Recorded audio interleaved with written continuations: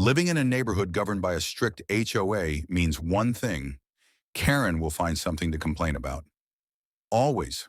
It started innocuously enough. I installed a small pool in my backyard, a modest, well-kept oasis surrounded by greenery and clean decking. I added a few tasteful lounge chairs, a fire pit, and some potted plants to bring it all together. But Karen wasn't impressed.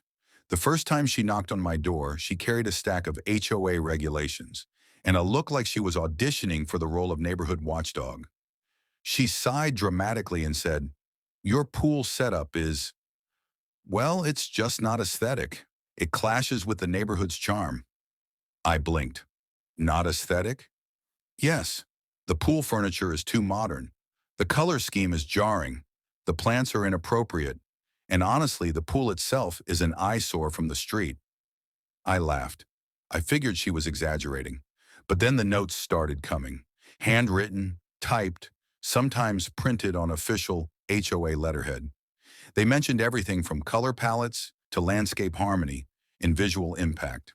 Karen had taken it upon herself to become the neighborhood's self-declared aesthetic monitor, issuing critiques as if she were the Picasso of patio design. At first, I tried to fix things. I swapped out my chairs for wicker. I repainted the fence a more neutral color. I trimmed the plants to her specifications. Still, the complaints kept coming, each more absurd than the last.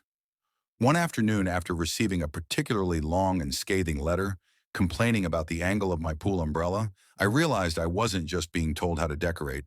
I was being bullied. So I got creative. I decided to make Karen's complaints the feature of my backyard.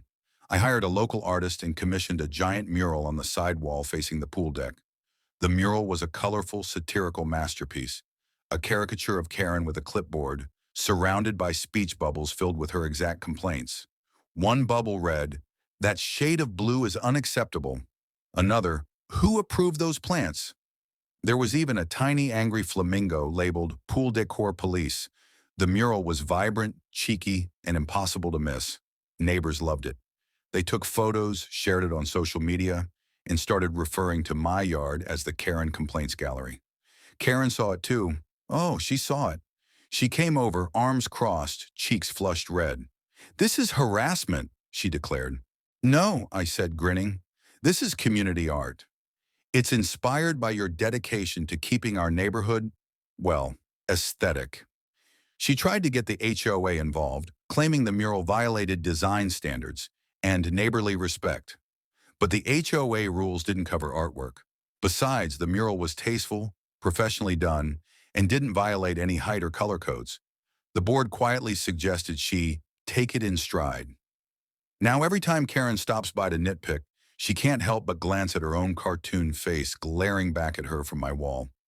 Sometimes when I hear her muttering about respect and order, I smile and toast my drink to the mural. The best silent rebuttal I've ever created. Because if Karen wants to complain about my pool, I'm going to make sure her words stick around. Literally.